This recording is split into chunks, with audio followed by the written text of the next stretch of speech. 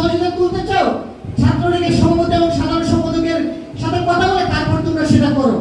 আমি তখন স্যারকে বলেছিলাম, স্যার আমরা শিক্ষার্থীদের কাছ থেকে সহযোগিতা নিব, সেটা যদি ছাত্রলীগের সভাপতি এবং সাধারণ সম্পাদকের অনুমতি নিয়ে তুলতে হয় তাহলে আমরা সেই সহযোগিতা ছাত্রদের কাছ থেকে তুলবো না। আমি সেটা করি নাই। এরপরে 2018 সালে যখন কোটা সংস্কার আন্দোলন হয়, তখন ক্যাম্পেইন করার সময় আমাদের কলেজে কোন একটা কারণে প্রিন্সিপাল স্যারের কাছে গিয়েছিলাম। স্যার তখন আমাকে উদ্দেশ্য করে বলেছিল, সব আন্দোলনে যেন তোমাকে থাকতে হবে।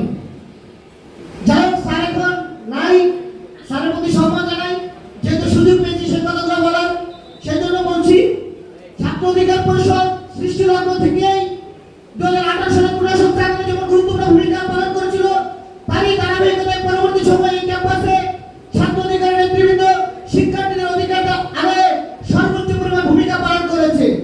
আজকে আমরা জাতীয় স্মরণে এই প্রোগ্রাম করছি, জুলাই গণঅভ্যুত্থানে 4 জন শহীদ হয়েছে কবি নজরুল কলেজে। ঢাকা শহরে যে শিক্ষা প্রতিষ্ঠানগুলো রয়েছে, আমার ধারণা সবচেয়ে বেশি শিক্ষার্থী যদি নিহত হয় তাহলে সেটা হচ্ছে কবি নজরুল কলেজের শিক্ষার্থী।